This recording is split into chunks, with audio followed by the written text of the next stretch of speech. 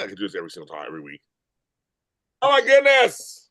We're back, bitches. That's right. It is the host of Soap Roundtable podcast. It's number six of these. And I'm so glad to be back since daytime today. I'm James Lott Jr. I am. I really, really am. And I'm so happy to be here. And I got I'm telling you, I've been having so much fun doing these. So much fun reaching out to across the universe and seeing who out there will say yes.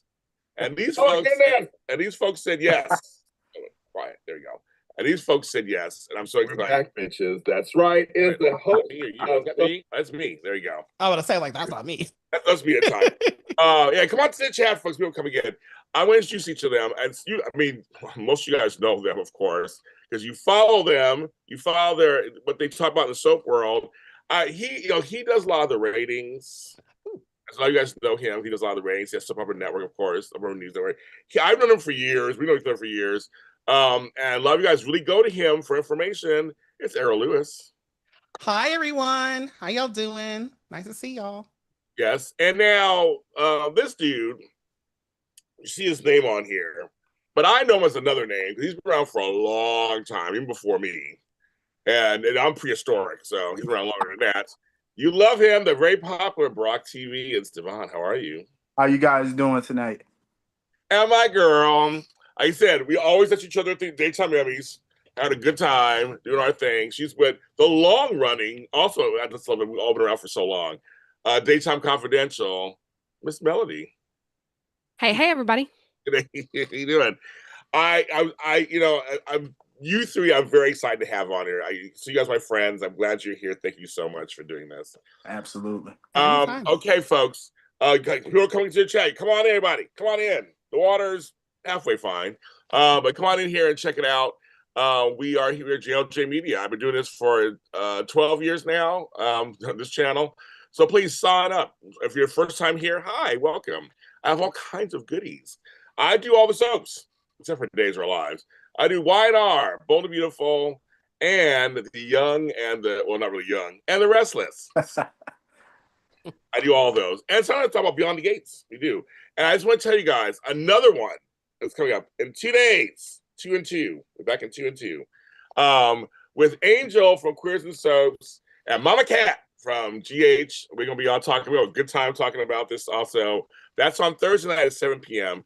Also, like I said, on Sundays, we do the soap shows. With my co-host, I'll give my shout out to my co-host, Frank Moran, Tammy Govea, and Amanda Russ, and Candace Mack, who's in the chat. Hello, Miss Candace. We all do talk about all those soaps on the Sundays. And of course, this Sunday, this is a big deal. I'm gonna ask them about this. First of all, Thursday, the nominations come out for the Daytime Emmys. Yes, they do, kids, July 10th. And on Sunday, the No Holds Barred, very popular, shady show you love will be back. It is our nomination special. Me, Walker Ragsdale, Candace Mack, and Jerry Waggle will be back for the 5th year in a row talking about the nominations, our predictions, and who we think got robbed. So that'll be on Sunday at 2 p.m. Eastern, 11 Pacific. That's right, 11 Pacific. So that'll be this Sunday, folks. We do it every year. I'm appreciative. But, we don't have shame. So it'll be a lot of fun. How about that? So anyway, all soapy goodness here on this channel. I'm glad everybody's coming in. Number one. We're going to get into this. We're going to get into it. Yes, we're going to get into it. Candace Mack says, holds up my We Love Melodie Aikels sign. It also says, yay, it's Errol, and hey, Devon. He's Brock TV. How you doing? Brock TV. Well, I would ask you really quick because we don't know anything yet. We don't know nominations yet. That comes out. I'm an Emmy voter, but I don't know who. I don't know who got the nominations. I don't know. They come out July 10th. Out of the three of you, the first question, because all three of us are going to talk about it on our shows. We're going to report it, write about it. Are you excited about the Daytime Emmy nominations? I will start with you, Errol Lewis. Oh, I was happy you were going to ask me first. Here's my response. No. Now, see you next week. Bye. Okay. No, listen, I am excited, but I'm quite disappointed that we're literally in the hot summer and we're talking about the Daytime Emmy Awards nominations. not the after Emmys, none of that stuff. So I'm a little disappointed it's later than it should have been, but that's here nor there. And that's, nobody's fault, but everybody's fault at the same time. But I will say though, I am looking forward to the nominations because I have been sitting on who I think should win a nomination, if not even a win, for so long that I'm like, we can finally talk about it possibly happening. For me, my front runners primarily are in the supporting actress category, and that's Nancy Grahn for General Hospital and Susan Seaforth Hayes for Days of Our Lives. Oh my God! Right, and you might just give books. How you gonna choose between those two? Right, and so it's like they're not necessarily lead, but they're not necessarily only supporting because technically they were lead in that story that they did. So it's like I'm still mind boggled in the sense of like how do they even choose categories? But ultimately, those are my mainstays in regards to that. Any other show, I really honestly can't think of anybody else. It's just not at the top of my head right now. That's basically my prediction situation. I will say those are two great. I mean, God, the Sam's deaths. I mean, yeah. Okay. Melodie. She made me cry. Got me thinking about you. And Susan, I don't know how she even got through it because in real life, I don't know how she got through it. Yeah, everybody's saying, yeah, the supporting actress category is going to be a hot one. In the chat room, make sure you hit the like button, subscribe to my channel, or I'll come find you. Okay. I'll come to your house. Okay. Melodie, what do you think? Are you excited? Yeah, I kind of echo Errol here. From me personally, if Susan Seaforth Hayes is not on the list, something is wrong. There is a breakdown. Somebody is rigging something. I don't know. All I know is that she ain't on that list. We got a problem. Okay. I'd also love to see Paul Telfer from Days of Our Lives because I think he put in really solid work all of last year. So I'd love to see him get a little bit of shine too. Folks at home, Beyond the Gates is not up for it. It's for calendar year. We have to wait. That's a whole other thing. Like the fact that the Emmys aren't even until October, and these are nominations from 2024 work. Calendar year. And mind you, some of the people, particularly from Days of Our Lives, filmed their stuff 2 years ago. Yeah, right. Wow. Right. Mm-hmm. That's all right, advance. Well, we'll get to that in a second. But I want to hear Davon's initial thoughts. I want to get into this conversation. Yes. Are you excited or anything for you? I am very excited. I'm always excited for the Emmys because I feel like a lot of the cast on each of these shows put in the work. Despite what I may think about some of the writing, they take the writing and they knock it out the park. You know what I mean? So I'm looking forward to it. And I definitely agree that Susan Hayes better be in there. Whew. She has to be in there. Oh. I think it would be a miscarriage of justice if she's not, and we would have to riot if she's not in there. Right. As far as and you know what, I respect the calendar year, I do, but with the Emmys being so far away, I feel like they could have snuck Beyond the Gates in there. I felt like they could have snuck some nominations in. We say that he agrees with the calendar year, but he's just thinking maybe. Yeah, like with it being so far. Yeah, it's like normally we're talking about the Emmys now when the Emmys happened. You could have snuck Carla Mosley in there. Well, I don't think it would have been a fair fight though, because probably not. They would have only been on the air for maybe a month or two. Okay. Yeah. And while in primetime that might be doable because they only have such limited number of episodes, and obviously Beyond the Gates would have had at least 20, if not 40 episodes. Yeah. I just don't think it would have been fair because a lot of the Emmy voters have been on other soaps and have experience on the other soaps more so than the current, like Beyond the Gates. There's some veterans from daytime on Beyond the Gates. The people who are newer to the industry are not Emmy voters themselves. And I don't think it'd be fair in the voting, like, because not for nothing, let's be honest. It's just what's what I'm trying to be saying without getting in trouble. It's basically just a, popularity contest. There we go. Because at the end of the day, it's about who gets nominated based on who submits. Right. And then on top of that, they already know who won.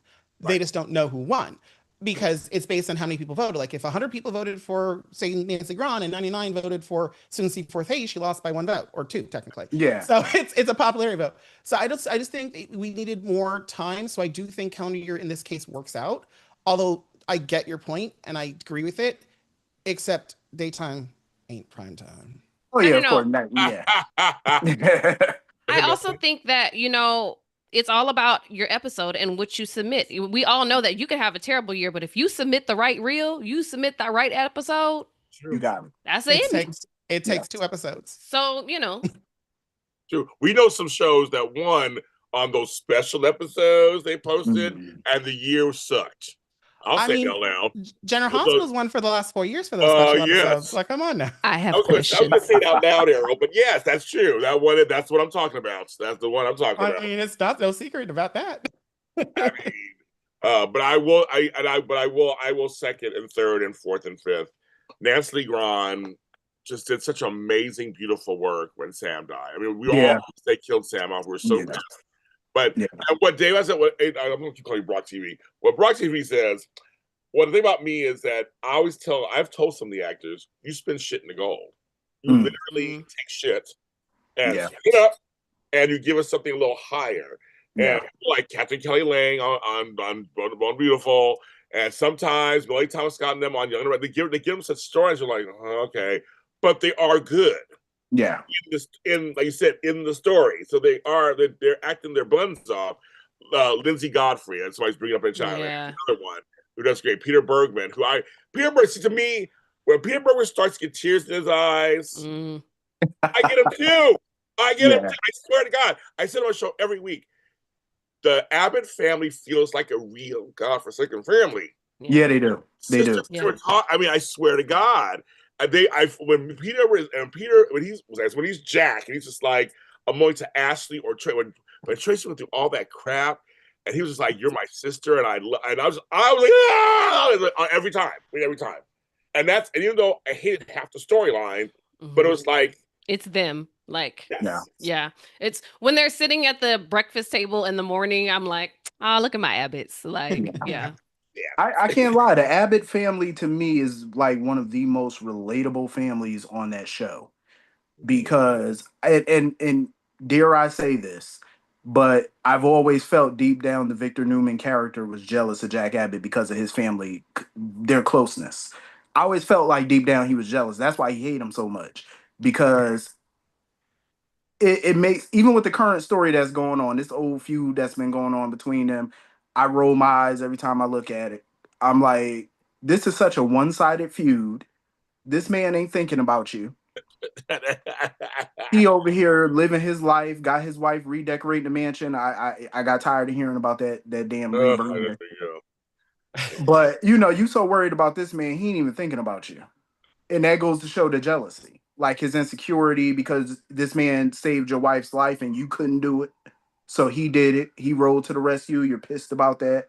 Like he can't stand Jack because of that. And I feel like it's just pure jealousy. Well, I'll say last year for guest performer, if Colleen Zink don't get it, I'm not come on, kids. Come on. I mean, listen, Errol, what do you think? I'm just saying that's one things I don't like about the changes at the Emmys. This is my opinion, so take it what you will. Whoever's listening, whoever's watching, whoever may not be happy with what I'm about to say.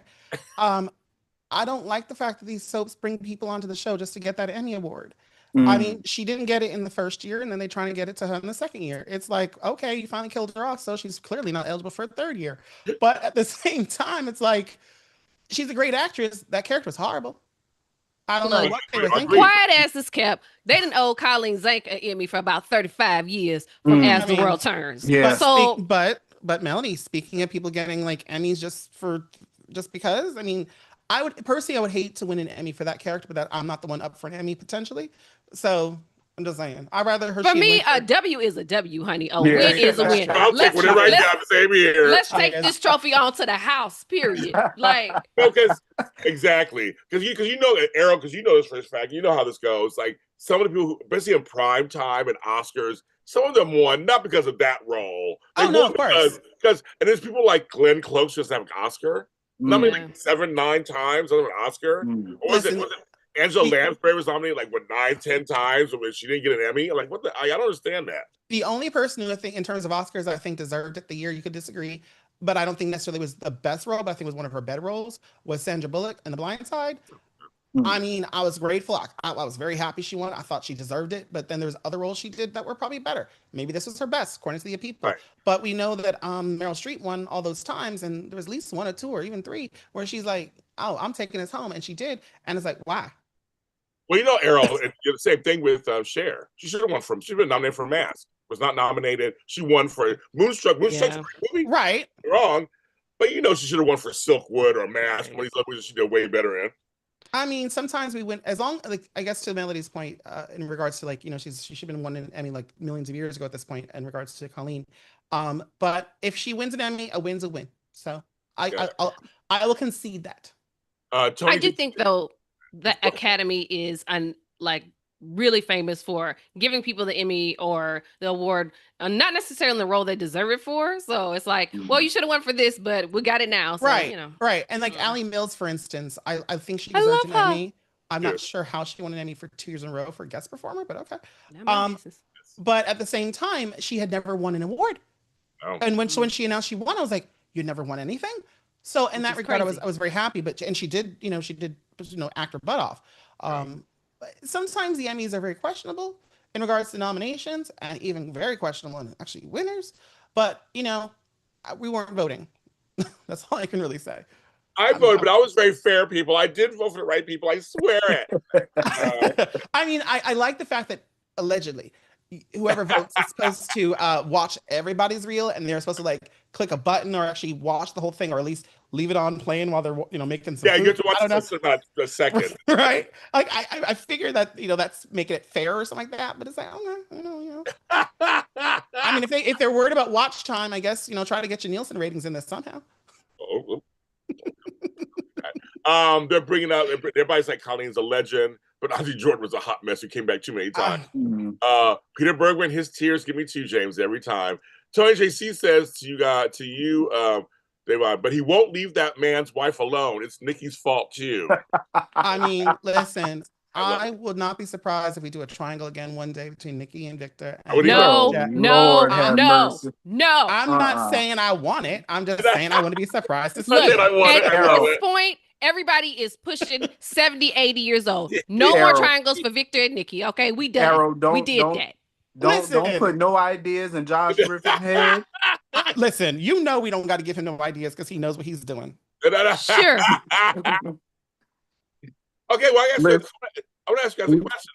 I want to ask you guys a question because on my show, I didn't even a whole show about this. I don't care if his name was Aristotle, Alexander, what the fuck his name was. I was so tired of hearing that name. To all it becomes, it is effing Kane Ashby. Yeah. So when storylines like this happen, I see you guys all wincing already. How does it make you feel, Melody? Why don't you go first? Disgusted. I'm disgusted with the whole thing because I know y'all didn't just sit up here and make me sit through 6 months of show while every single character at one point Esther was talking about Aristotle Dumas. Who he gonna be? We don't know. Where he at? All for him to be Kane? I know y'all didn't. I know y'all didn't just make me sit through this mess. All for him to be a character that we already know, and y'all done de-aged another 15-something plus years. He ain't even Australian no more. What is happening? Why? That's what I want to know. What was the reason? Why couldn't he just be a new character? Because we all know Billy Flynn is a wonderful actor. Oh yeah. Definitely. So what was the reason for y'all to say, you know what he should do?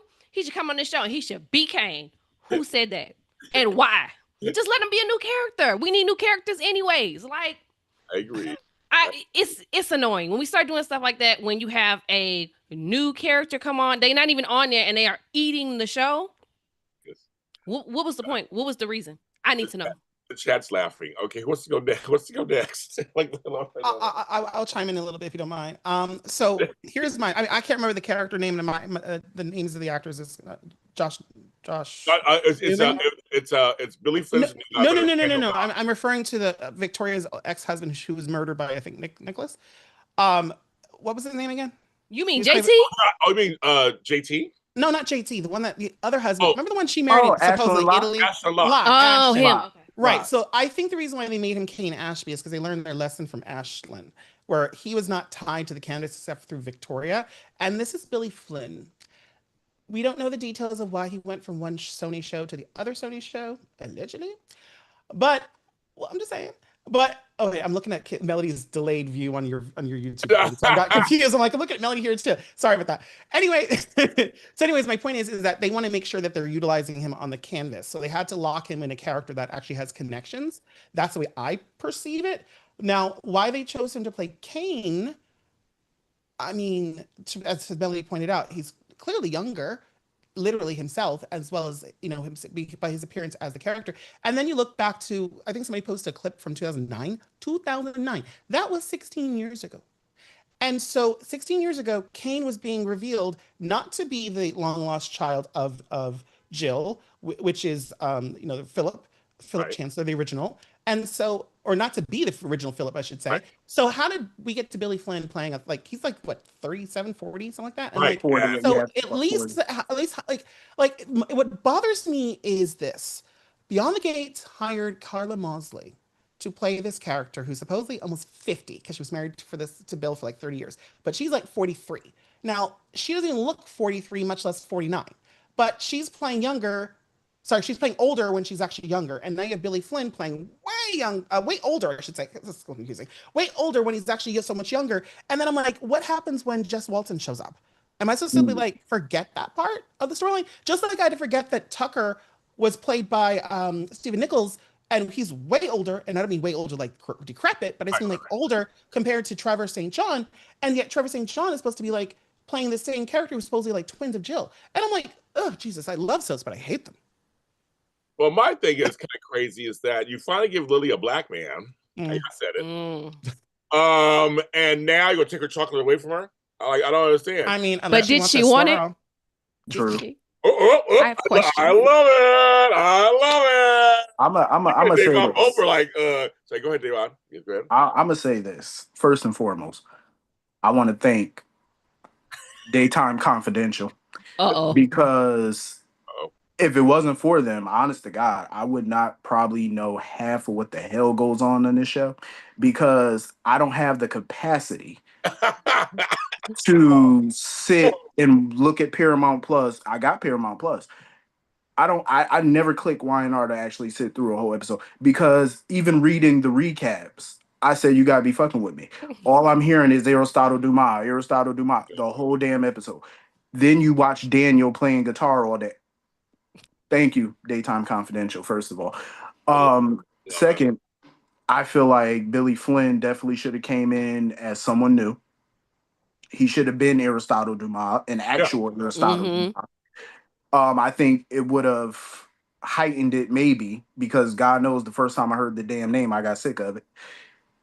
But I feel like this storyline is going to go the way of Tucker McCall. Yeah. Because Kane has all these grand ideas. Oh, I'm going to own every damn company in the town. No, you're not. Right. No, you're not. Tucker had that same philosophy. Oh, I'm going to own this. And guess what? Victor bought his ass out. So I feel like if they're going to do this, if Josh is going to do this, he has to do it. He has to let Kane get a win over Victor. Well, that's a problem, right? Because Sonny never loses on GH.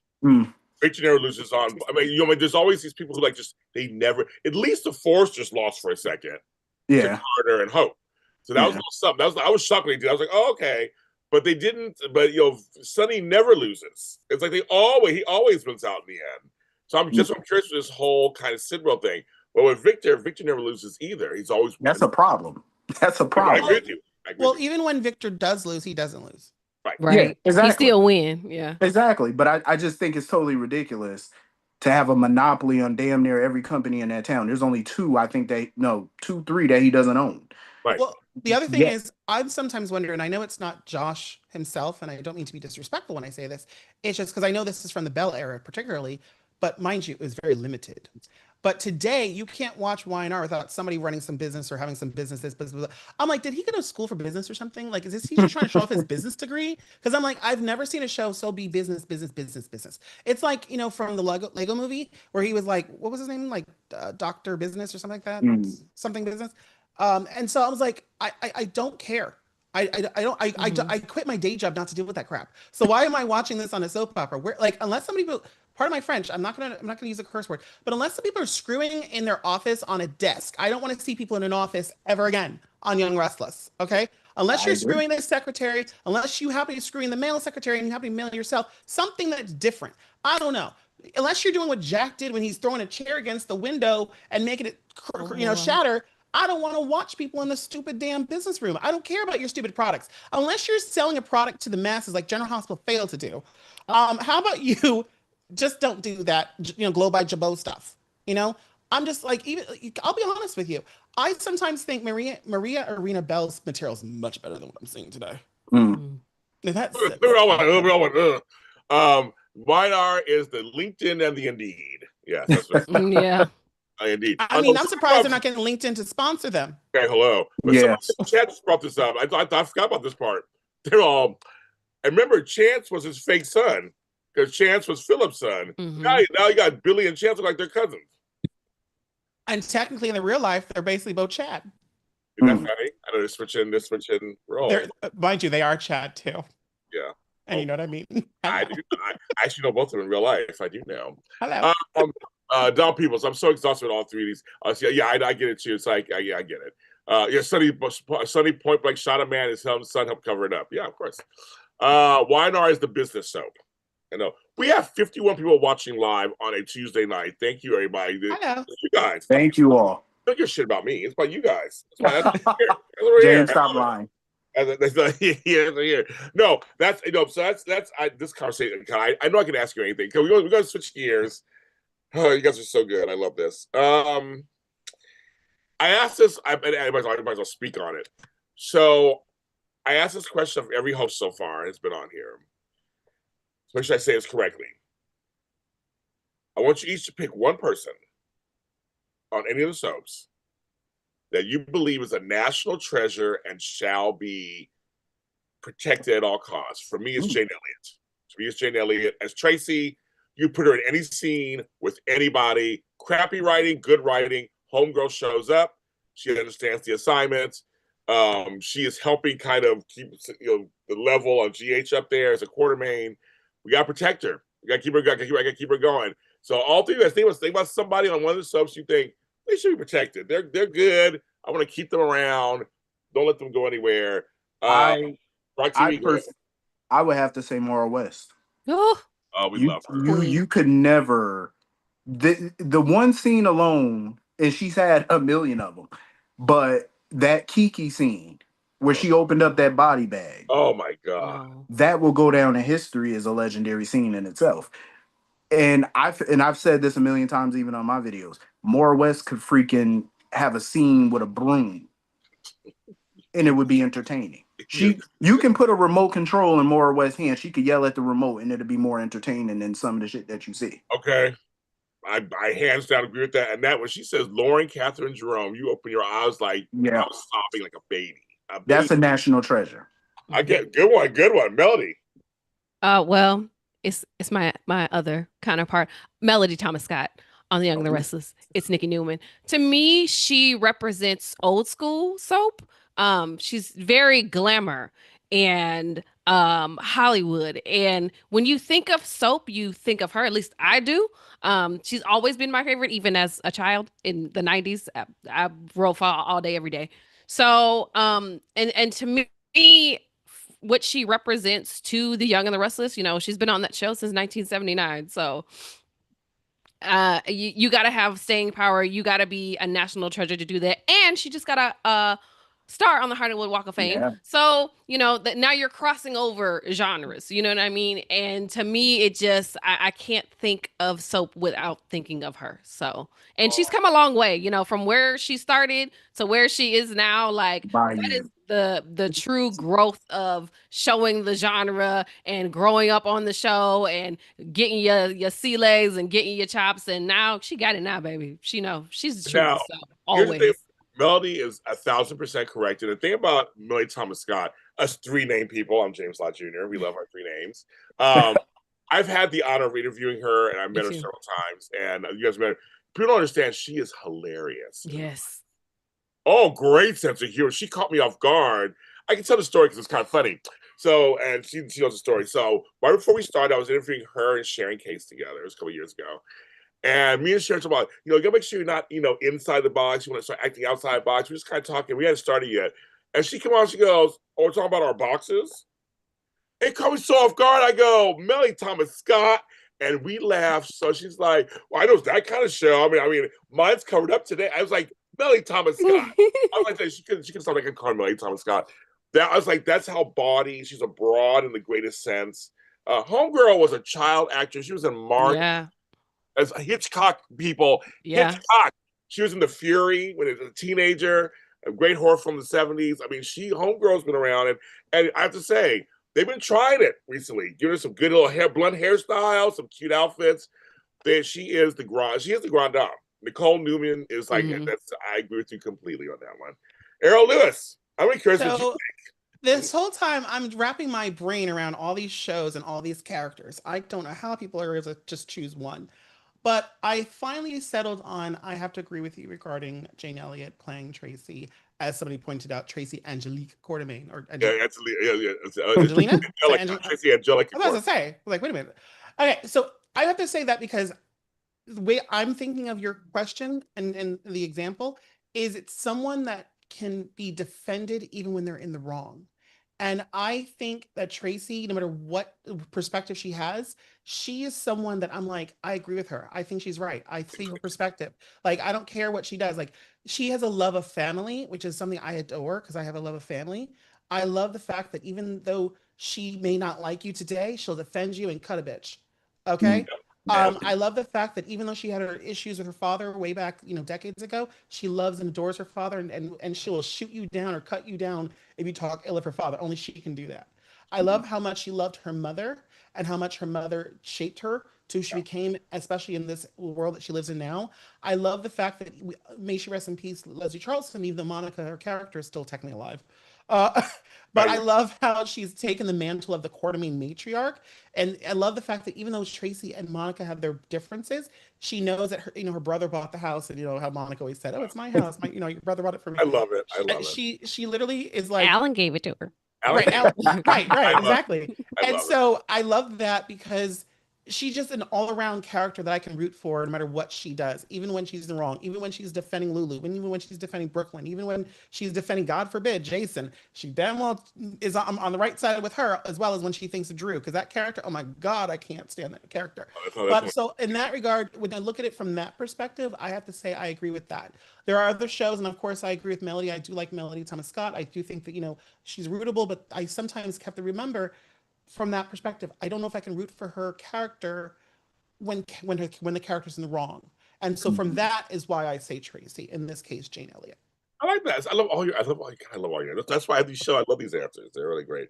And there are a lot of other people we like. But I just want to say, I just want one person. People in the chat are saying Suzanne Rogers, Susan Hayes, Deidre Hall, Captain Kelly Lane. All great. Captain Kelly Lane was probably going to be my next one. Yeah, KKL the bar. Yeah, I was thinking a number of those, but I think for me, it's because I've always been so tied to GH. Yeah. Even though I wasn't watching during Jane's original run as Tracy. Oh, okay. I really still feel, even like just watching the show today, I can watch a whole hour of her reading the phone book.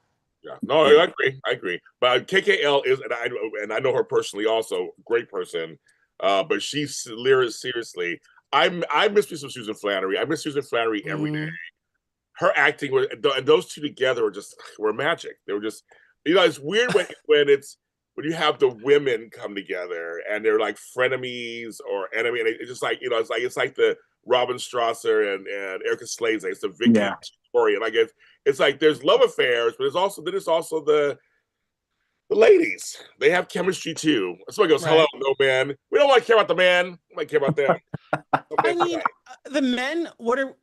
As a man, but what are we good for on soaps? For the most part, most of the men who are on there are the leading men. Supposed to be like the love interest for the females and whatever. But in terms of like the face of the show, other than like I guess you could say Maurice Benard and Eric Braeden and so on, and Tony Geary at one point.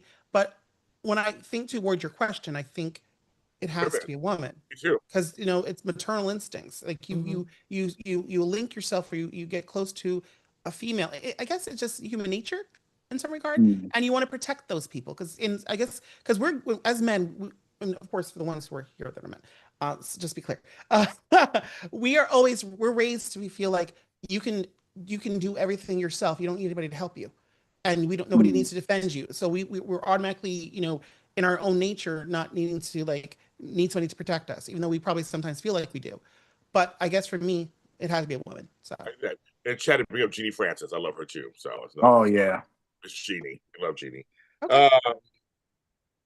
I'm gonna ask you. This is a question I'm gonna ask you guys because we're all in different parts of this business. Since being part of this business, Brock, you and I do actually live show. We do shows. We talk about it all the time. Mhm. You guys write and do shows and interview. Has that changed the way you view soap operas? I mean, for me now, because now we know stuff behind the scenes too. It's like I feel like that's an obvious question, but besides knowing behind the scenes stuff, like now I have to watch soap operas intently. I can't just sit and watch them. I'm actually watching. It's changed the way I look at actual soap operas. I watch them. I catch things now, and I'm looking at things, and I'm thinking about continuity. Before I was a fan, I thought of that stuff, but I wasn't as heavy. So I don't I know. agree. You guys watch it? Does it change your way? I watch it a little differently now because in a funny and I watch it differently in the sense that if I watch GH, because I seen interviews where Laura Wright would say, "Oh, we keep the script behind a pillow or some shit," and I would seriously look at a pillow when she'd sit down or something, like she trying to Yes. reach behind something, and I'd be looking, and they'll pick up something, she'll pick up a file or something and looking at it. I say, "You looking at your script?" It's like, so Oh, they go off to the side. They go to the side. Yeah, right. yeah, I look at it a little different sometimes too because of some of the behind the scenes shenanigans Yep. that we hear about. So you kind of look at it a little funny, Yep. when you see a character up there, like Ariane Zucker when she was going through her thing, in her last few weeks on the show, I was looking at it a little different, like, okay.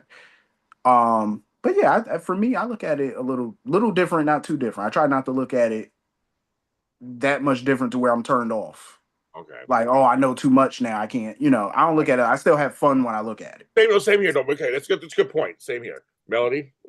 Yeah, I think so. I want to say yes and no, because part of it is, since you do know, some things behind the scenes and the way everything comes together, part of you kind of has to check your fan at the couch, as I like to say, you Yeah. know, um, where you have to be a little more critical about it, and you have to make sure that you are paying the right attention to detail, and you're saying, all right, I know X, Y, and Z, so that's why we're doing this, and that's why we're not doing all of these other things we possibly could be doing. And I know they tried to get so and so back, and this is what we're with. So you know what I mean? Like it's stuff like that. But I think in order to do this, you still have to enjoy it. You still have to find some kind of joy in it. So and for me lately, a lot of that has been Beyond the Gates, because with the show being so new, we don't know as much. So I can kind of let myself be a little bit more part of that world. Whereas, in Genoa City, there's not a time I don't remember watching that show. So it's a little different. But yeah, I definitely think that doing this and being more involved in the business and the industry, it's going to change the way that you watch. I like that you both said. You have to. It has to be. You have to still enjoy watching soaps. I hate. I'm sorry, folks. Let me change my way. I'm about to say this. I'm not a fan of people who hate watch. I'm sorry, I'm just not a fan. It's okay to criticize, not like certain things, but if I don't like a show so much, I stop watching it. Exactly. I've stopped watching soaps for a while and come back later. I was like, I can't stand this whole storyline situation.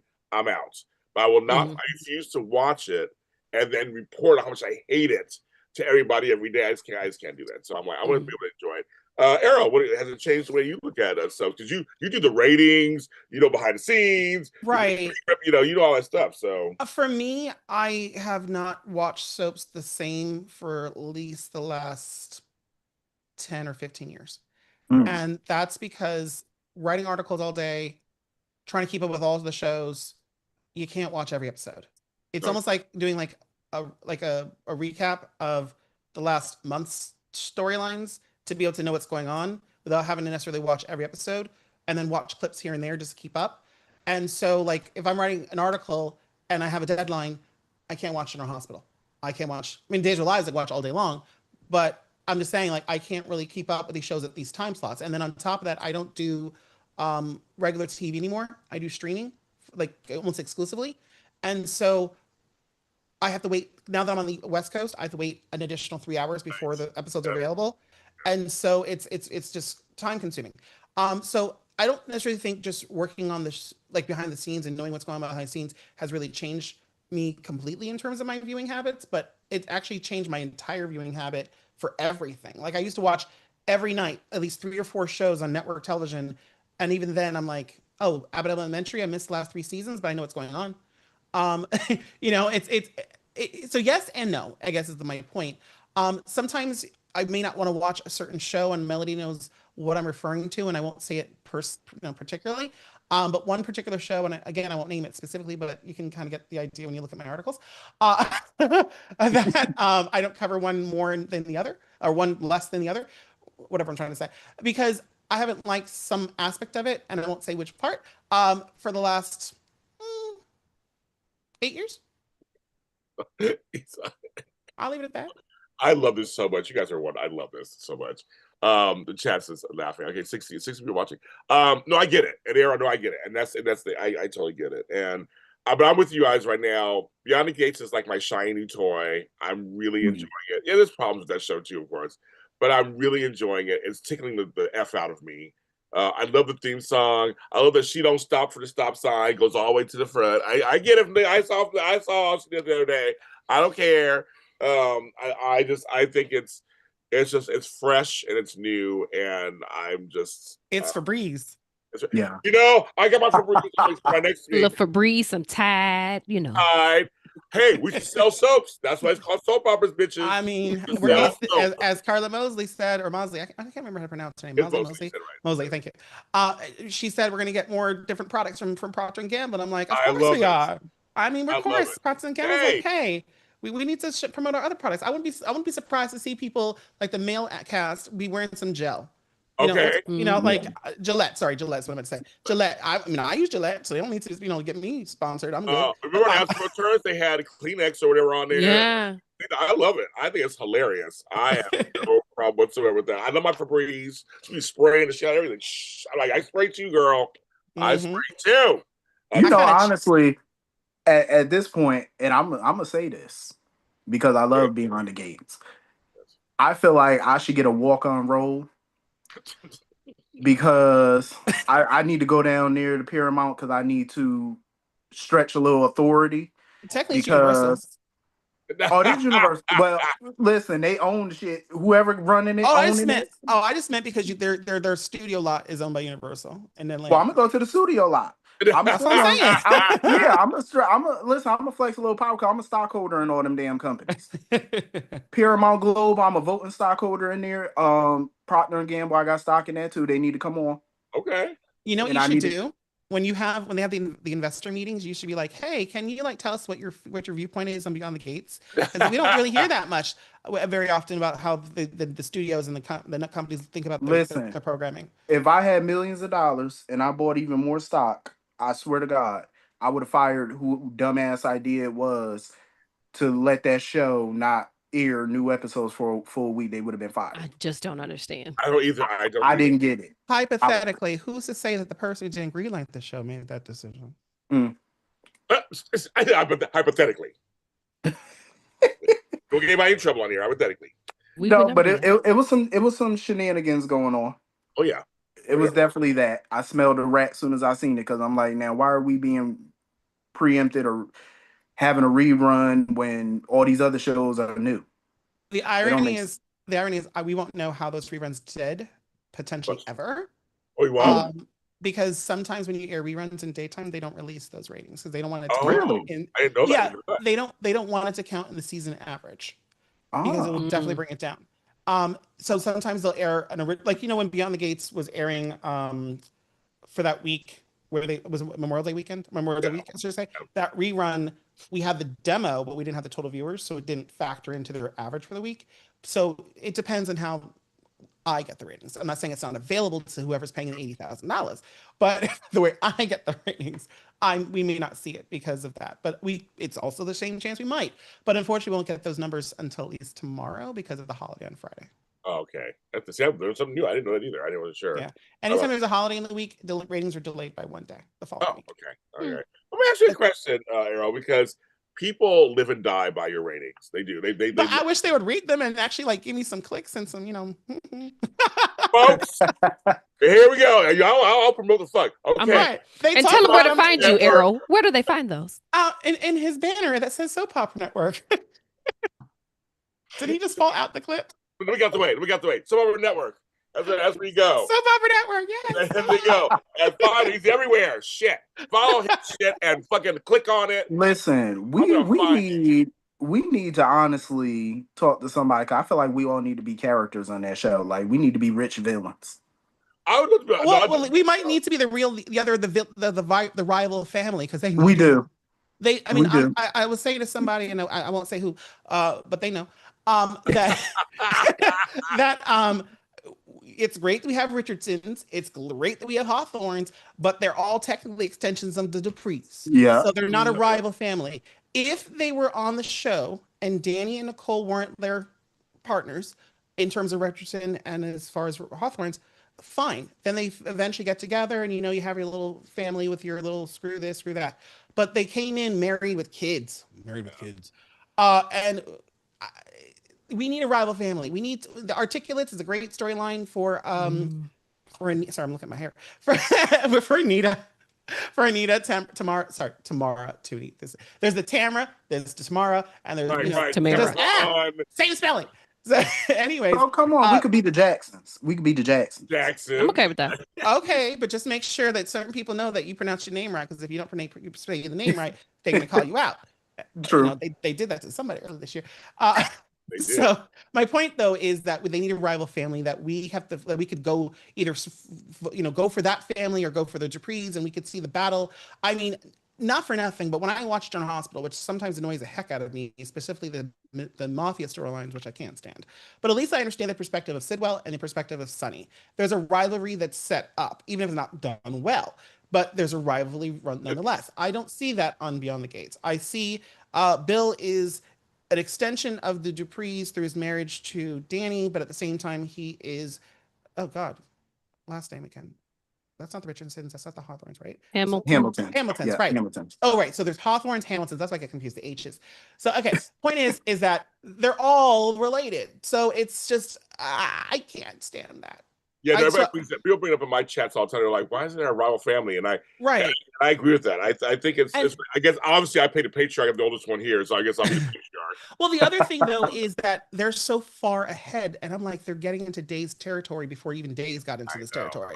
Days got into this situation after 50 years on the air, whereas they're like barely 6 months. Okay, so from what I now understand it, they are 6 to 7 months ahead in writing. They are 3 to 4 months in taping. Meaning that they'll tape 3 to 4 months before the show airs. So, like, from what we realize is one actor who I may have gotten in trouble by now, but we don't know, posted the cover page of one of the scripts, and in the cover page it said they're taping this particular episode on July 17th. I did see that. Right, that's going to air on November 21st. And not only that, at that point, they'd only aired 83 episodes, and that particular episode was being taped. That's going to be episode number 170, which means they're literally almost 90 episodes ahead. Wow. Days of Our Lives has an excuse. Their budget, I'm still believing, is more than Days of Our Lives is. So I don't know why they decided to go this far ahead. I understand it to a certain extent because they didn't know if they were going to get picked up. Right. And they were going to be filming till August anyway, so potentially CBS was like, hey, you're filming till August and you'll do like the talk did, but the difference is you're pre-taping, whereas they had to air until December when they finally went off the air. So I think that what they were trying to do is like, hey, if we don't get picked up, we'll at least air until January. But now that they're picked up, I hope they slow down because they picked up what, one more year, right, to 2028. Right. So it's a technicality. It's how do you look at the seasons, because daytime is not like prime time. Right. So CBS in September, mark my words, will be like, oh, the new season of Beyond the Gates is starting in September 28th, hypothetically. We know that that's not a reality. Right. It's still going to be the season 1 episodes. Right. The season 2 episodes, which is what was picked up, will air somewhere around late January, February. Now, I don't know how we got to this point. I don't know why I need to talk about it, but but essentially, there's been some changes behind the scenes, and those changes were the conclusion of season one, which ended, I guess, writing wise in June. Yeah, I know And some of those changes. I know some of those changes. right, right. I mean, I want to talk about it, but they're still in the credits, so I can't talk. Yeah, about we can't say anything. We No, we Right. can't. Yeah, It's just about respect at the end of the day. yes, I agree with that. I agree with that too. So essentially, with those changes, season two's writing is now currently underway. Yeah. Is the point I'm trying to make. That makes And so sense. that won't air until like mid June, sorry, mid January to maybe February, which kind of syncs up for like a mid season thing. But I don't know how they're going to get it back on the sense of, oh, we're doing a third season. It is what it is. Well, I want your opinions actually on this. I brought it up in one other grouping, and I was very surprised when I heard from the fans and the grouping for ABC. Much talk about Pine Valley, whatever that happened to that thing. Yeah. There are folks who bring up One Life to Live because that soap was actually doing very well. It's the #2 soap. It was doing better than General Hospital when it got canceled. So at the time, or close to that, right? Right. Demographically, it was higher rated than General Hospital, and total viewers wise, even before the cancellation order officially came down publicly. Officially was done like in November the prior year, but officially, publicly, yes, it was doing much better. So I knew something like that. So we have my guy over there, but I knew something like that. Right. So people were saying to me, which one should they bring back? If ABC said it'll bring back a soap, should it be All My Children or Want to Live? The chat and my host almost all said All My Children. It's kind of funny. I'm curious for you guys, which one would you choose? Oof. I love Want to Live to me was very diverse. Speaking of, they had all the families. My RJ, I love him. All these people. But then you got All My Children had JR and had Adam and had Brooke and had Aaron. I mean, I don't know. I'm like, I don't know which one I would pick. But I mean, I like both shows. I don't know which one I pick. And should I say something? Yeah, go for it. Because I just finished talking, so I apologize. I think All My Children, and the reason why I say that is not because I think All My Children is better than One Life to Live or vice versa. It's simply from a business perspective. No disrespect to Erica Slezak, but the most famous face in daytime still has been and will always be Susan Lucci. Oh, of course. And for as long as she's still alive and looks the same, because she hasn't really done all the plastic surgeries that some of these other people have done. She is the one you need to use to bring the show back. Like, bring back a show and promote and market the show. Susan Lucci still puts herself out there. She was just on Good Morning America. She's having a new book coming out. I'm not trying to be intentionally, at least, but I do think from a business perspective, it's All My Children because, like Agnes Nixon, it's the baby. Right? Because even though When Life to Live came first, she was always like, I want all my children first. And it's more marketable. Okay? The reason why I say it's more marketable is because of that book. That book is famous. The flying in, the pictures, how we do it, there's just no way you can't bring it back to today's world, even in a digital way. And not for nothing, and people will disagree with me, they're right. I do think that All My Children, for the most part, was more advanced in storytelling during the reboot than One Life to Live was, because One Life to Live was starting picking up where it left off, whereas All My Children was like fresh and new. Like, I mean, we discovered some of the people who are on like a Days of Our Lives, well, especially Days of Our Lives, in fact. Saul Stowers came from All My Children, yeah. Right, it came from the reboot, particularly Saul Stowers, Robert Scott Wilson. Yeah. I mean, a lot of these, I mean, even people from the Bay are from All My Children. Yep, you're right. The reboot and the former. So I just think All My Children from a business perspective, because Disney, they gave Susan Lucci the D23, or what's it called? The Legend Award. Eric Slezak didn't get that. And I don't mean that to be rude. I just mean that she's Disney's baby. She's Disney's, hey, we're going to bring back a soap. We have to bring back Susan because she's going to get the promotion. Like, if she's on Good Morning America every time she's promoting something, there's a reason for it. So that's my Susan Lucci, #1, I mean, was the highest paid actress of all time on daytime. Right. She was also a big cheerleader for daytime. Right. Still is. It still is. She also did other things outside. I mean, she was the first to do that. To have movies, do plays, musicals. Right. She was out there making her own stuff. Right. And the thing about Susan Lucci that I've always appreciated was that I love when she said her speech. She was the ethnic type. She came out. My mother says, I remember her as a teenager. I was a teenager too. So I watched her when she came out. Was like, I'm gonna take on the world. And they were Right. like, "Who's this brunette?" Like everything was so blonde in the '60s, late '60s. So my mother was like, "Yeah, brunettes." She was like out, like there may be others, but I'm just gonna say this. But so this is my opinion. Susan Lucci is daytime's Lucille Ball. I agree. Mm. I'm Not in the fine. sense of I'm right, fine. not in the sense of comedy in this case, but she's like the person that you credit for the I can't even say longevity because technically the show's been canceled, but the longevity and the success of daytime. Even the daytime Emmys has her to thank for the most of their success Right. in But terms of ratings. Errol, I'll be going further and say, I will say this, folks. You can timestamp it. When they're the Mount Rushmore, it's about all soaps. I'm talking about daytime, nighttime. Susan Lucci's one of the four. Mm-hmm. I would say J.R. Ewing, Larry Hagman's number two is Right. up there also. Right. I'm just saying she's even, to me, transcends daytime.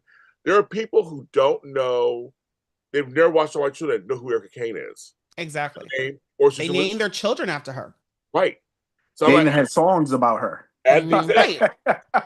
Only exactly. Laura Collins or Laura Spencer can say that too. Laura can say, well, look at the G. France, I mean, Tony, but Luke and Laura, a whole other. Oh, that's a whole other thing. Right. But basically, what you're talking about. I'm agreeing with you, Errol. I'm just saying that I'm even taking it further and saying the Mount Rushmore of just plain old soap actors of all time, Susan has to be one of the four. She has to be. She's the most recognizable. But I said, I would say her and JR, her and Larry Hagman, because they both who shot JR? I remember I had a t-shirt. I remember the whole thing. It was huge. Right. That was huge for daytime. Those numbers there was 103 million. Like still, I mean, those numbers are still unchallenged. It's like it's amazing. But Susan Lucci, I agree with you completely.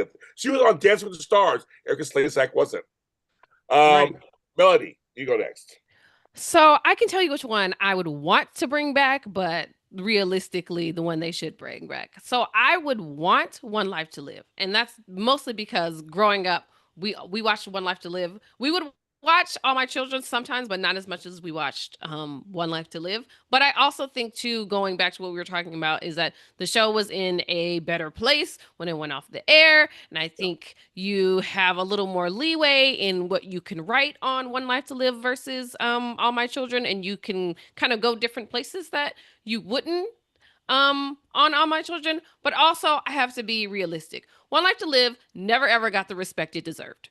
I didn't. Not from the network, No, not from a lot of people. You know what I mean? So the running joke was always it was the redheaded stepchild of the ABC soaps. So if we're gonna bring a show back and kind of restart ABC daytime, it has to be All My Children, and that too is like the staying power of All My Children, because even to this day, you'll ask somebody random on the red carpet and say, "Hey, did you watch soaps growing up?" What are they gonna say? "Oh my God, I loved All My Children." They do. So, if you're going to do it, I think we have to start at All My Children and then bring One Life to Live into it, So that's just what it is. In the chats, they're saying, screw you, Brian Franz. Uh-oh. I don't want to screw him. I don't want to screw him. I'm good. They agree. They all agree about the Susan Lucci. I mean, she hosted SNL for Pete's sake. Yeah. And so it says she guest star. I remember this, folks. She guest starred on Dallas in the Ark as Sheila Foley, Hillary Taylor, 1990. Susan was the first guest on Rosie O'Donnell's talk show with George Clooney. I mean, I know. Yeah. And they agreed. The redheaded stepchild in the corner with the other redheaded stepchild, Days of Our Lives. Yeah. What's live. And so also, and Candace, I think, brought in the chat too, agrees with Errol business wise. It's tied because Kelly and Mark. It's tied. Right. It's tied to a lot of stuff. So that makes sense. And Kelly already has the show. She's on ABC every weekday. So right. She has the influence. Just they don't want to show it. Right. But Mr. Buchanan, that name. I mean, come on. I mean, there. So which soap would you choose? Listen, I am I got people who used to ask me that, and I'm like, I was always 50-50 because I'm like, I love both. Yeah. Because All My Children, 2011, when they were going out, it was some things that was a little loony. Yeah. I was like, all right. But I got it because I'm like, you're going out, you want to go out with a bang, you want to bring some people back. Cool. That's fine. But when they brought that reboot back, I felt like the reboot was so ahead of its time in a way. And I feel like the reason the reboots didn't work was because I feel like streaming soaps was so new. And streaming in a way was new. And it didn't get a fair shake. Had they did it today, I feel like it would have transcended. It would have been there. But it was the whole, what was that story? Cassandra came back and she was the Taken yeah, storyline. and she was trafficked. I felt like that was ahead of its time because that was huge. Plus they did they was going places that soaps weren't going. And they were cussing. Yeah, it was a little weird to hear them cuss. They went a little too hard on it, and I was like, that's really not necessary. One Life to Live, I feel like they went a little heavy with like hearing Bo say shit. Everything. Yeah, right. It's just it wasn't organic. The writers didn't know what they were doing in that regard. In my opinion, it wasn't. It wasn't. For me, with that set, it was Marlene McPherson who did that. Ironic, she did Days of Our Lives just before, and they let her go with was it Daryl or Darn? I can't remember his name. His name was Daryl Thomas, something like that. That's like that, Right, something like that. And so the point is that so she was able to spread her wings and do things that soaps weren't able to do at that time. I love that Angie and Jesse were the forefront, the that was smart. Patriarch of the show. I will just clarify one thing, and this is not opinion, this is fact. Okay. Let me rephrase. Allegedly fact. They didn't fail because people were not watching them. Right.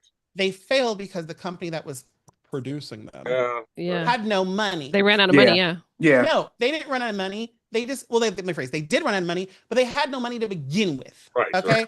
Allegedly.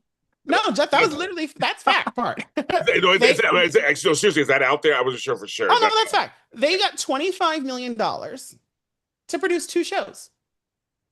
And then they were hiring all these reality JW, JWoww, whatever her name is, from the Jersey Shore. Oh, yeah, Some unnamed blonde singer that nobody ever heard of, who's supposed to be looks like, remember those, what was it, Tina's Kids? Cord and Tina's Kids? The girl, right? Sarah and Sarah. So she looked like Sarah, but she was not playing a character at all. She was just there to perform. They had hired all these people, and they still owe Eric Slazak some money, so that's probably why she needs to get some paycheck to go back to Strong Hospital. But anyways, my point is that's why they failed. Hulu loved it. Ironically, Disney had nothing to do with Hulu at that time, and now look what happened. Right. Yeah. If they had money to produce it, and they would still be on the air today with Hulu, and also iTunes or whatever it was. People buying those. They were number 1 on Hulu almost every day. Number 2, the production was. Pardon my French. I'm sorry, James. I have to say it. Do it. Shit. It was shit. Shit.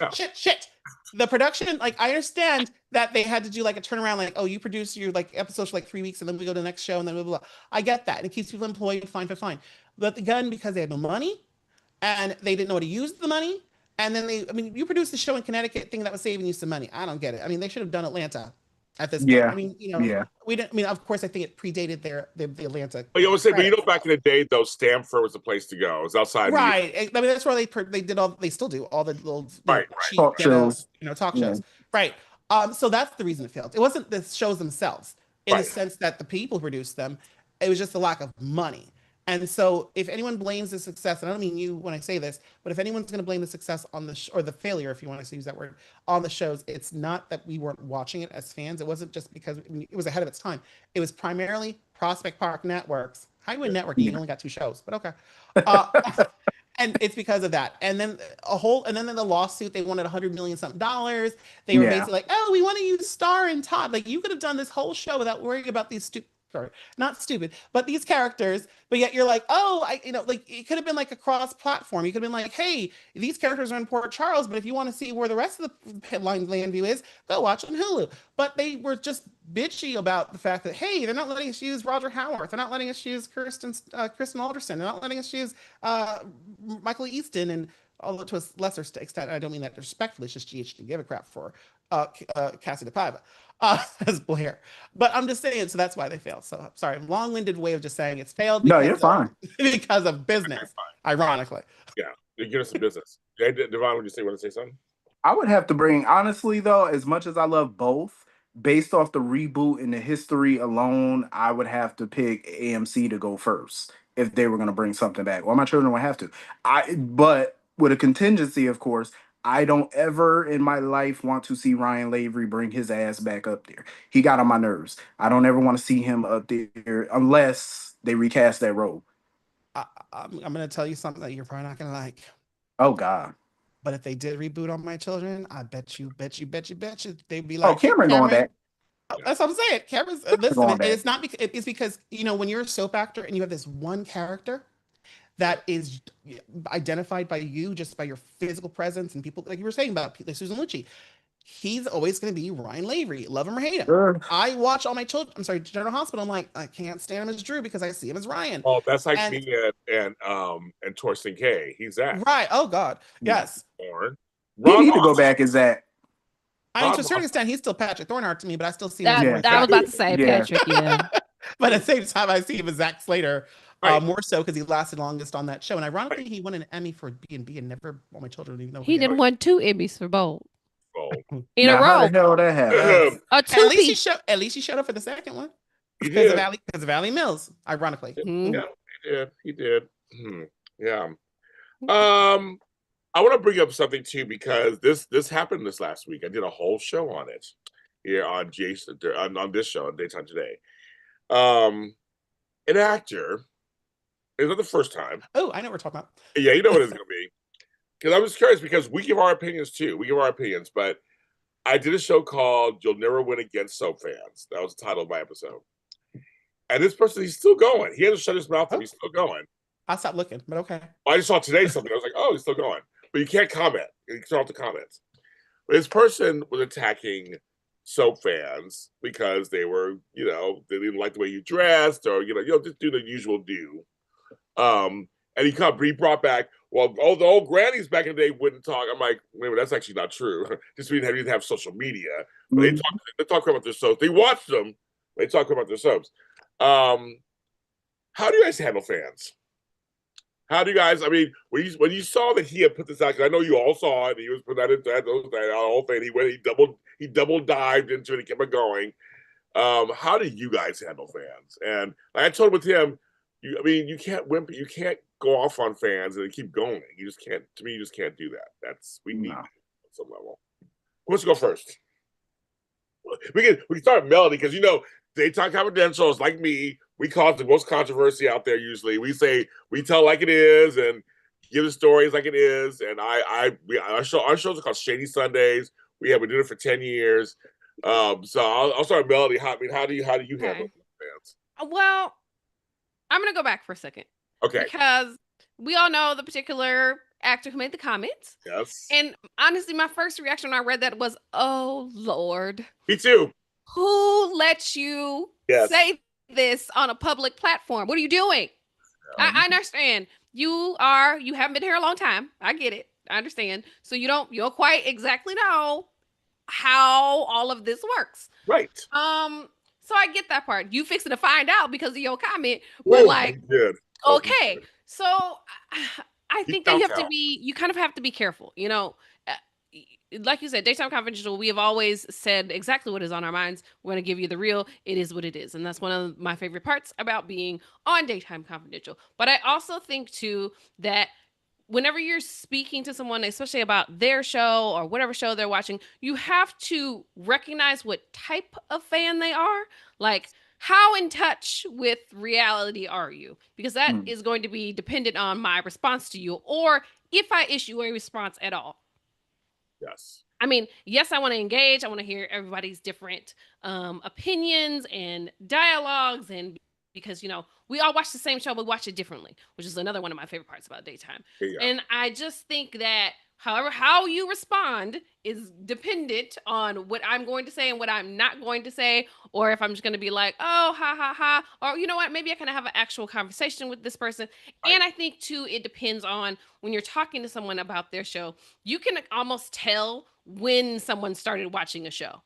Like, have you been watching since, 1979, or did you just get here 5 years ago? Because that's going to be dependent on the conversation too, because, characters change, people change, all the kinds of things. But, we soap fans. So we going to remember, oh, no. I remember back in the day, X, Y, and Z happened. They would never do that. So, a lot of that is part of it. Like I had an exchange this week on Twitter where we were talking about The Young and the Restless, and some fan was going on, and I thought they were talking about, a particular character's death, and they were like, "No, I'm tired of these old characters. I don't want to see Victor and Nikki." And I literally told that person, I said, "You know what? You might as well go ahead on and block me, because I'm not about to get in a conversation with you. And you talking about we need to get rid of Victor and Nikki, who What? have literally kept the lights on at the Young and the Restless. Thank you. I'm not having a conversation with you. Like, no." My So God. I think a lot of that is part of it when you engage in fans. You just have to realize, who am I talking to? Are we able to have a conversation, or do you just want to get your point across and that's all it is? But Yeah, I agree. I'm always open to a good dialogue. Oh, me too. No, me too. I have a good debate. My thing, and I just want to go back again, and there's always every once in a while it'll pop up in social media, like they'll post Eric Braden's face. Do you know who that is? And every black person's like, I was raised on Victor Newman. Like it's a whole thing. So and I'm actually friends with him. So I have the pleasure and honor of being friends with him. I can't imagine when he actually goes, I will be devastated. I will be devastated. I will be devastated beyond belief, because several generations have grown up with him and Nikki. I mean, usually you can't just. I mean, I would not see. I don't even want to think about that. So please don't. Yeah. But at the same time, it's like when Gene Cooper left. Like she still has an everlasting impact on us. Like brutal. Like I've conversed with Melody about this, and I believe like a lot of us say she raised us. I mean, I wasn't watching during the '80s for Weinar, but I still loved her Chancellor, with Catherine Chancellor. Catherine Chancellor was like grandma. I guess like if she were still alive today and her character was still on the show, I would have changed my answer from Jane Elliott too. Oh yes, yeah, because it's like I love her fights with Jill. I don't care if she's throwing cake, they're throwing down with some liquor or whatever it is. Fights in the attic. I like Jill, but at the same time, I was always rooting for Catherine, because I'm like, you know what? She may be in the wrong, and she knows she is, and we know she is. But we at the same time, we're like, we love what she's doing it, like how she doing it. And I like Marge when Marge was showing. I like Marge catch root. Oh yeah, that's the only time a twin, not twin, because she wasn't technically. Well, not really. They were look-alike. Right. They were lookalikes, yeah. Right, but. And I love the fact that they made them lookalikes, but at the same time different enough where you couldn't like. When does a show do that? Well, when was the last time a show did that? And it clearly was that one. Well, I mean, I was like, As Will Turns. As we'll say that. As Will Turns. Lillian Rose. Lillian Rose. I'll say Lillian Rose and Adam and Stuart Chandler. Right. They were like two different people. Right. I do hear what you're saying about As Returns, but I do think that maybe a hairstyle change and this accent change was not enough for me. I mean, I'm talking about how they literally physically made her look different, even if she's the same. Like they physically made an effort to make her look so different facially. Oh, right. That you knew, like the act, like yes, it was the acting, but it was more the look. It wasn't just even the outfit. It was just literally like almost like they put prosthetics on her face, practically. Like for instance, when was it not too long ago when they put Kimberly Brown with some prosthetics? Like yes, I don't want to talk about it. Like that was like, are you serious? Like how like what? Like first of all, and I'm sorry, I'm changing this little subject a little bit. How did Deacon not notice the what is it called? The cat was different, or the cookie was different. Like it was. I mean, not different, but the same. Like what do you like? Men know. I'm just saying. Men know. Just saying. I'm sorry. I'm going to stand for Lillian Rose. I'm a huge fan of that. Oh no, I was a huge Rose fan. I was a Lily fan first, but I became a Rose fan. Yes. So that's when they killed her. Oh no, I was devastated. When I tell you, I think I stopped watching that show for 2 years. I was so mad. I was devastated. But I would say, but the winner and champion is Adam Canary, David Canary, and Stewart. Yeah, Stewart. Yeah. I mean, there were times when you're like, he's playing two separate characters. You know, in a certain way, because things are different in this world, he would be considered like ADHD Stewart in today's world. Like they would like classify him as that because he was so like calm and collected compared to his father. I shouldn't say ADHD, but you know what I'm saying, like an adult, some sort of disorder, because he's so calm and quiet for an adult compared to his brother who's like cutthroat, like whatever. But at the same time, I love the fact that they. Like Adam would always defend, his brother regardless. Trevor Dillon couldn't tell the difference between Natalie and Jan on AMC. I mean, didn't they have a facelift though? So that's a little different. I mean, I know what you mean. Like initially, it was the same actress, but then I'm just Yeah. saying, they brought Marlena, and Hattie from Days. Oh yeah. Now remember, I mean, but back in the technically day, there was her real twin right, sister. So right, yeah, it was real, Mhm. right. so Marlena and Hattie. But Well, I guess those are what Bonnie and Adrian. Yeah, but I guess what I'm saying in this regard is that we're talking about like a single actor playing the same, well, a character who either is a twin or just look like whatever you may be. And I'm just saying, like, I think that Catherine Chancellor was just like the epitome of like differentiation. Like, you could see that it's still Gene Cooper, but there's some difference or nuance to it. But anyways, I think that we were talking about something else. And I don't But know no, what but the whole point is no, the thing is we still stand that too. I mean, we're not saying that's not good. right. But I was saying, but it wasn't amazing. We all thought of several actors playing a twin. We've seen it done badly. I've seen it done Yeah. horribly. But I mean, and somebody's so like they're playing. Is it? Now my name is Marco, but I'm Jack. I mean, I know, but Oh. yeah, there's some bad. I like to block that out. Yeah, I know. I'm saying there's some bad ones. I mean, That's the like a only dream reason- sequence. Or Emily and Rebecca on GH. I mean, I want to black some of that stuff out. But I'm saying these are the cream of the crop. And Catherine, she is that is. I said I love Marge. I loved. I was like, that's my thing. Crystal and Rita on Dynasty. That's another one too. Yes, Dynasty. I was just saying. Oh yeah, yeah. You're right. You know what? I'm sorry, Bonnie. I'm sorry. I stand for her. I stand for her too. Anne Heche as Marley and Vicky. Vicky Marley. Another world. Drink. Another world. I'm sorry. I have to stand for that too. She was so good. Oh, somebody's like, poor Trevor's like, who's Trevor? I was like, oh, Trevor, Janet's. A great actor, the dumbest detective alive. I mean, if he couldn't investigate and not notice a difference, he still slept with the person and had a baby with it. But at the same time, you know. I guess technically at one point they were twins, and I guess twins have the same body parts and they look the same. I mean, in real life, we see people doing that right now. Like it's creepy, but you know, people do it sometimes. Like for instance, I saw a clip on Twitter a couple of weeks ago where somebody was showing a video of her in her house, and then all of a sudden her husband comes in with his twin brothers. So there was triplets, and so it's like, oh damn, and they look so much alike that you wouldn't even be able to tell the difference. And imagine if they were like, hey, let's you take Mondays, I'll take Tuesdays. And it's like, I mean, there should be physical difference, like maybe a mole here, a mole there, but still, you know. Speaking of which, I was watching, did you guys ever watch the movie? And I'm sorry to change the subject, but it's related. Did you finally watch the movie Another Simple Favor with Blake Lively? Oh, I didn't see that. It's on Prime Video. So I wish it was in theaters. So it was really, really good. I was a little sad when certain things happened. I won't get into it because I don't want to spoil you. But one thing that irritated me was that Blake Lively, I might twist it. Sorry, I can't do that. Never mind.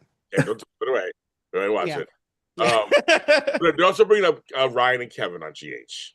Right. I mean, sure. I'm saying people just bring stuff. No, right.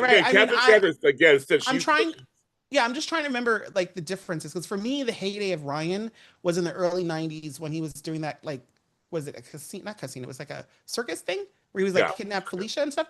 And so he'd been gone for so long that I just forgot his character. Like for me, that's how I initially came into GH through that storyline.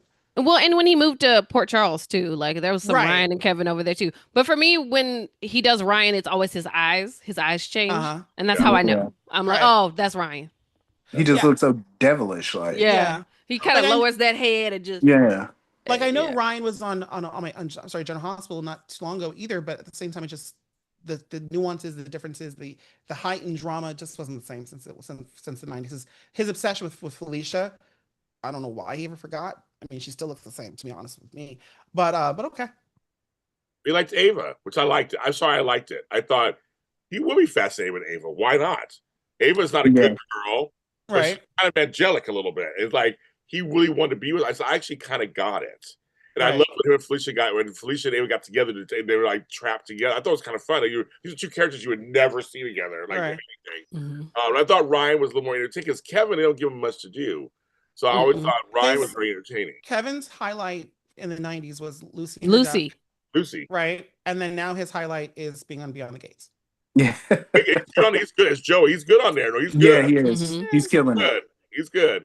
So Errol's about fans. That's what it's talking about. Oh, sorry. That's I love it. This is invite you guys on. I don't care. I love this kind of stuff.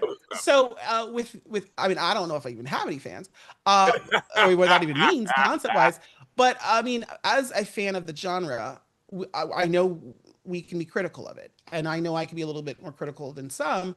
I try to be a little bit, I try to not be biased in my writing when it comes to certain things because I don't want people to know my opinions on certain things. Oh, But at the okay. same time, I mean, I don't see the, I know, I think the availability of fan response because of social media has made it so much quicker and easier to see it.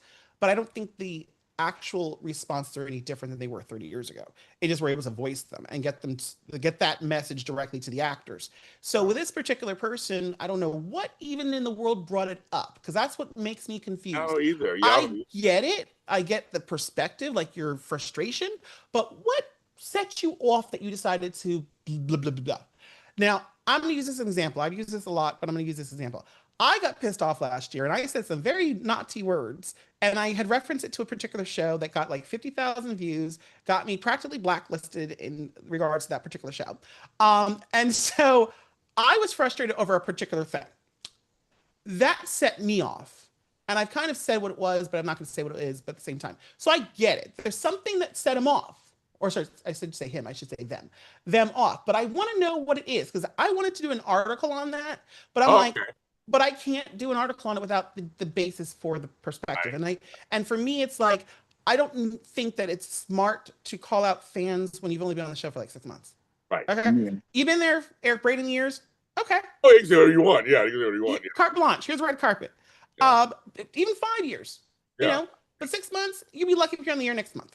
Okay. Well, I mean, well, for what I said on my show, because I focused it on the fan perspective, is going, folks, people have a right to not like your performance.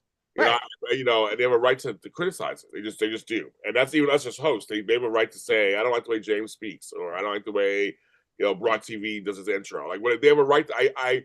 When I got into this business through a company. I got through AfterBuzz TV. That was a huge thing, and we had thousands of people watching our show. So I had a big audience when I first started. It was like the opposite. It was really big. And they kept saying, James, be careful of the comments. Because now they were like, they just kind of warned you, like, you're new, James. Just know that they're going to say things about you.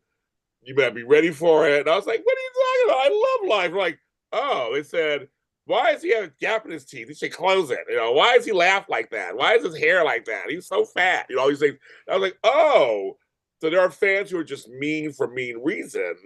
So you kind of learn, as all four of us have learned this over the years, kind of go, okay, like I said, you wade through it and go, yeah, whatever. But there's some folks who actually want to have a conversation that I will do the conversation if I feel like it's something that's decent. But you have to learn. It's like, I think what he's learning is he saw some negative comments. I'll say he saw some negative comments, but others have done it too. They saw some negative comments, tried to be philosophical about it, but they were also kind of offensive about it to the fans. And the fans will not let it go. They will not. I mean, I've been a hashtag on Twitter before. I've said shit. I stand by my stuff, but I've said stuff over the years. And I've had to, as the kids say, the smoke. I've gotten to smoke over the years here and there. I'm much more careful just in terms of what I want to put out there. I don't censor myself. I'm just kind of like, okay, well, if I'm gonna stand by this statement, I do a show. I do the And Just Like That after show. And we did our show last night live, and we both said they ruined Aiden, the character of Aiden. And I said, I'm going to stand by that statement. They ruined the character, blah, blah. Now, some fans hate that I said that. Others said I love it. I mean, it's just kind of like, you have to know people are going to they're going to criticize how you look. That's low-hanging fruit. They're going to criticize how you look. I always hear about the girls on both. Like, they all have the same hairdos. Why is their hair so curly? I don't understand what's going on. I guess it's like, you can't go off for the fans about that. You just can't just do that. So, Rock TV, what do you think? I want to hear what you have to say about this. I totally agree. I mean, nobody's above criticism because we all gotten it. We've all gotten it. Oh yes, yes. And nowadays, I mean, for me, I'm very sarcastic with people now.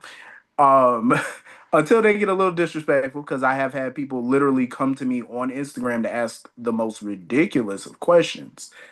It was like one person, they came into my DM. Why you don't like this character? Does that mean you hate the actor? You want the actor to die? I said, excuse me? Oh yeah. I said, what? I was like, okay, blocked. So I'm not even gonna dignify that foolishness with an answer. I'm like, that's just you're out there, but okay. Um, I mean, we've criticized shows, you know, that's what we do, but we do it in a respectful manner. At least we try. I remember, I think James, you probably know this, but a head writer at one point during his tenure on the show, I said something. Mind you, I didn't think it was that bad. You know, it was a critique, but it wasn't like disrespectful. And that head writer blocked me. I know it. And yeah, and you And know, you're still blocked. Aren't you still blocked? You're still blocked, aren't you? yeah. And I said nice things about, you know, about this head writer when they moved on to another show. Um, you know, I said some nice things about some of the new stories they were doing, and I was like, you know, this is cool. And I'm still blocked, so I'm like, can I get off the block list, please? I mean, I thought we were cool. I mean, that was a long time ago. Get me off. Are they even still on that social media platform? So I don't know. They're still I don't know. there. They might. Are They're they? still there. They're still there. Oh, okay. Oh. Well- Okay, so we're not talking who I thought we were talking about. Okay. No, it's not Well- who you think it is, Errol. Yeah. I know who it is. He told me I know who it is, but it's not. He can tell you afterwards. It's not who it is. Oh no, I'm not. I'm curious, but I'm not curious. I know. I'm not curious. I was just What? assuming. I'm not curious. I was just assuming, although I should like to say presume because I don't like to ask you me. Yeah. But at the same time, I was like, oh, okay, so they're still on. But no, see, Errol, I got into a public feud with Robin Strasser, and I just kind of felt Really? Oh my God, I get That's it. my boo. I loved her, but she's yeah. Let me stop talking. Anyway, we got into a huge feud. Everybody knows about years ago. What? So it's all because of misunderstanding. She didn't understand what I was saying. So That does happen a Yes. lot, and I'm not Yeah. going to judge, and I'm not going to question it. Yes. I won't defend either, whatever. But at the Yeah. same time, it does happen. Misunderstandings can lead to a lot, as I've personally experienced it myself. Yeah. But I think you finished, Devon? No, you can go ahead. Oh, no, I was gonna let Melody go ahead of me. She already did. She did hers. Oh yeah, I already. went Oh, first. she did. You did. Oh, sorry. First. Okay, so the topic is remind me again because Fans. Well, now we're going all right. I was talking about that as well earlier, but I guess I didn't get my full thing. So with fans, it's like it's a catch-22. It's you need them Yeah. Well, yeah. because Yeah. if you don't got fans, you ain't on the show. And so sometimes, and I think this particular actor forgets this, they're still talking about you. Mhm. When they're not talking about you is when you got to worry about yourself. Yes. Yeah. And the fact that they're saying all these things means that you are making you're in their head somewhere, and they're still watching. They're I guess tagging you or doing if an actor is doing the stupidest thing they could ever do, which is Google themselves or in this case search themselves on Twitter. And I know a lot of them that do it, and they get into I do too. conversations I that do too. like they get into conversations that wasn't even tagged with their name, didn't even mention their name, but somehow it got connected there. Actors Stop should- searching your tag. But Thank Yeah. you. I mean, actors should really they should be up like I thought they went to school for this. They should literally know that you'll be talked down in such a way. Like he's lucky. First of all, he's a man on a soap opera, and a man on a soap opera, especially supposedly the hot stars or whatever of daytime. He's lucky he's not on a calendar for Playgirl right now. I mean, that's how it used to be for some of these actors. I mean, That's true. Steve Burton, more John J. York, what's the Shamar Moore. I mean, he's lucky that he has fans complaining about him, whether they're doing it on social media or even writing in letters. I don't know, because again, I don't know the basis of his, ish. Or their ish, I should say, because I'm kind of identifying. But at the same time, it's like, again, they're talking about you, which means you exist on the show.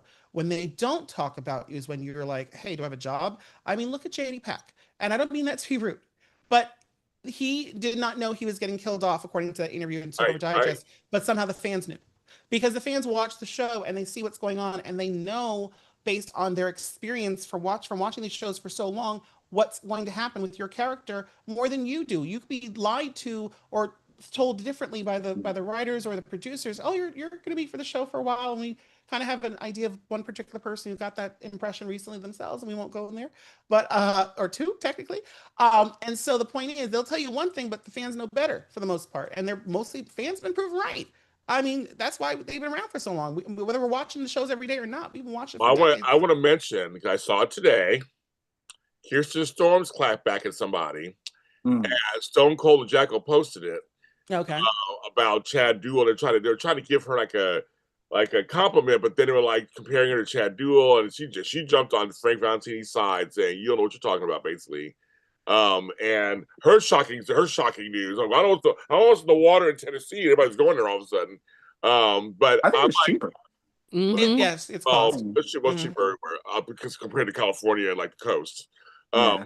But I'm just like, it's just funny to me. I'm like, good for her. She's doing something for her life. It's a little Yeah. shocking. I love the character so much, but it's like, I'm like, good for her. And so it's the fans for us, and I have 70 people watching right now, and I love you guys so much. You guys show up for me all the time, and like I said, I'm doing this for 1,000 years, and I appreciate it. But I just know that it is an interesting relationship with them, and that all four of us, we're doing something we love to do, which is opinions, reactions, sometimes articles. We're doing all kind of stuff. And like I said, we have fun at the Emmys, red carpets all the time. Yeah, it's the hard work. We have a good time also. Brock and I do live shows. I love talking to the fan like that. I love talking to you guys live. And sometimes you get the crazy people coming in there and try to start stuff in the chats. I'm like, nope, you know, get out of here. Bye. Not doing that. James, I heard you hate so and so. Like, we're not talking about that right now. Not today, Bye. Satan. Like, That's no. that's not today's topic. It was yesterday's or Right, tomorrow's. right. Yeah, exactly. Right, exactly. Because there was one actor I was talking crap about a little bit about my show, but I was like, we're not doing any more. That actor's gone off the show. I'm very happy. We don't mention the name of my channel. All you my fans know that name. Of course, you don't mention my channel. But I said, but the fan relationship, I like literally, I would not be here if it wasn't for fans. If no one watches, if no one listens, I'm talking to myself, basically. Right. Mhm. Even writing articles, if no one's reading them, I don't have anything to do. Right. Mhm. Right. We go to these events and we're reporting on them and all that stuff. For what? If the fans didn't like watch our videos or listen to our interview, I'm like, then we would it'd be all in a vacuum. So I always think my fans all the time. The Lotties, hello Lotties. I think them all the time. They show up for me, good and bad and ugly. Some of them get on my nerves. Some of you guys get on my nerves. But I love you anyway. I don't care. And that's why I want to end the show, because I respect all three of you guys. You know that I respect you guys so much, and I'm so glad you guys came on. And I'm gonna try to do more of these. You guys are all in rotation. My reason for doing these, you guys, is I have number 7 on Thursday. I'm working on 8 and 9. It's to show you that the soap community is small, but it's also large. Yeah. Small. And I don't see competition. I don't see division. I'm just like, we're all in this together. And The only way that we make it is together. Exactly. Right. I mean, and to a certain extent, we have to be in it together, because when the soap magazines, Soaps in Depth, Soap Opera Digest were shut down as magazines, print magazines, the major media and mainstream media, if you want to call it that, like, I won't name them because I'm gonna get in trouble if I do. They are now getting all the exclusives. I mean, every casting announcement, every time a person takes a dump, they have the story. They don't cover the shows outside of that one story. They don't accurately get, like, hell, one particular outlet has done 2 stories in the last year that I'm like, wait a minute, and they still get exclusives? Nepo baby in a title, but if I do that, can you imagine? And then the other day they did one called and I don't blame the writer, because sometimes, you know, the editors wanted to change the titles to spice them up, but we're unnerved. We're the ones unnerved. You mean the shows made themselves unnerving us, but we're not. You get my point. It's just funny because it's the double standard, and then you have these mainstream media outlets covering things like even Eric Braden's appearance on the Soapy podcast from the clip yesterday. They're taking that one phrase he said, which is that everything outside of daytime is bloody boring, and that's a magazine. I'm sorry, a headline in the majors, all of them, and that's all they talk about when it comes to soaps. But we cover these things day in, day out, and sometimes we, in a certain regard, get disrespected by the people we've worked with to promote their shows for all this time. And then they were like, "Oh, people are already watching or going to your show, or watching your show, or reading your articles, whatever. They're already you're already built an audience." So we have to be close, because we can only promote the shows as a group in the way the shows need to get reported. Whereas if we go rogue and, you know, hate on each other, the shows are not going to get the promotion that they deserve. We're not going to be happy because we're like, oh well, I can't promote what I'm doing. Like for instance, right now we're on your show, right? If I'm doing a show, I would of course invite you on that too, because we all have different perspectives. Like what my angle is for my show, your angle for your show, or vice versa, whichever is going to be different. But the angles for like the mainstream is like, oh, so what's your thoughts on MAGA? What's your thoughts on Susan Lucci no longer being in a soap? Oh, what did you think about Susan Lucci and her 10 husbands? They know nothing about what's going on in the current world. They only know what happened 30, 40 million years ago. Okay? I mean, and they don't even know even the correct stories in that regard either. So yeah, Exactly. we got to stick together. You know, Makes sense. we're all sons and daughters from different mothers and different fathers, but collectively we are all we are all the children of Erna. And you know, I'm going to end it right there. That's perfect. That's perfect. I want you to thank my guests today. I'm going to have them each tell you where to find their work because I'm serious. Follow them or I will come and I will cut you. I'm serious. Follow them. Tell them James sent you. Melody, you go first. I mean, you're part of a huge legacy of Yeah. Oh my Lord. Well, okay. Of course, find me at daytimeconfidential.com. Listen to the Daytime Confidential podcast at anywhere you listen to your podcast, Spotify, I don't know, any other platforms, Apple Music, whatever. We on there. Follow me on what used to be Twitter at Melodie Aikels. You can find me on Instagram. I think it's Melodie A88, something like that. I'm on Blue Sky under Melodie Aikels. But yeah, chat me up. I'm around. Everybody likes your ending, Arrow. Everybody likes your ending. Rock TV, my buddy, of course. Please. You can find me at my renamed channel. It was Brock TV, but it's I still go by that, but it's on YouTube. It's Buchanan TV now because I had to. I had to because I told y'all I'm 50-50 on those two shows, but I named it in the spirit of my favorite family from One Life to Live, the Buchanans. Okay. You know, I was a big fan of Bo and Asa, and so I had to represent them. But you can find me over there at Buchanan TV. Definitely check out the videos. I actually am doing a GH review right after I finish this. Actually, I know everybody be like, "Where you at? I'm coming. We over here though." Yeah, go to him after this. Yeah, watch him. Go watch him. And I'll tell you, I met Phil Carey years ago. The nicest guy, huge. He's like 6'4", big bear of a guy. Yeah, larger than life. Larger than life. He was a super sweet guy, and he played one of the first gay guys on television on All in the Family. Errol Lewis. Tell me can find your network. What am I from? Okay, so I run a website called Soap Opera Network. It's been around since 2001, but I've been around it since April 2002. So I'm celebrating 23 years plus. Woohoo! But the site is celebrated 24 years come October, or best is word how you want to look at it. I'm on soapopernetwork.com every day. Otherwise, I'm also on my SON community, which is where we all started. It's called boards.soapopernetwork.com. It's called a subdomain. I'm also available on every platform because I gotta share my articles. So I'm on Twitter, or as we like to call it, everything. X. I'm on Facebook. I'm on Instagram. I do have a TikTok, but I don't post it because I'm like James. I don't do camera work. As you can see, I don't got a camera face. And so TikTok exists. I just don't post on it. I also have my own TikTok. Again, don't post for the same reason.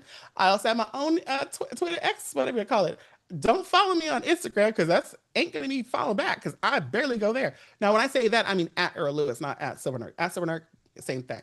Point is, I'm all over the socials, whether I'm at Soap Opera Network or I'm at Errol Lewis, which is Errol Lewis at Lewis. I'm not Louis. I don't work for New York One. I don't work for the Daily News. So do not at me. And that person who said something about debating somebody this morning, I'm like, I was sleeping. I don't know what the hell are you talking about. That's some guy in New York who with the last name Louis. May he, continue being successful as a journalist, but I ain't him. Just saying. He bald, by the way. Oh my God. I love it. And you know where you can find me? We're all James Lott Jr. sold at James Lott Jr. and all social media platforms. I've been saying that for 10 years. God bless America. This year we're celebrating 10 years of GHB Spotlight, Frank's my most successful male relationship. I always say that. We're doing that in September. Trust me, I'm bringing some folks to the past. Some former AfterBuzzers will be coming on.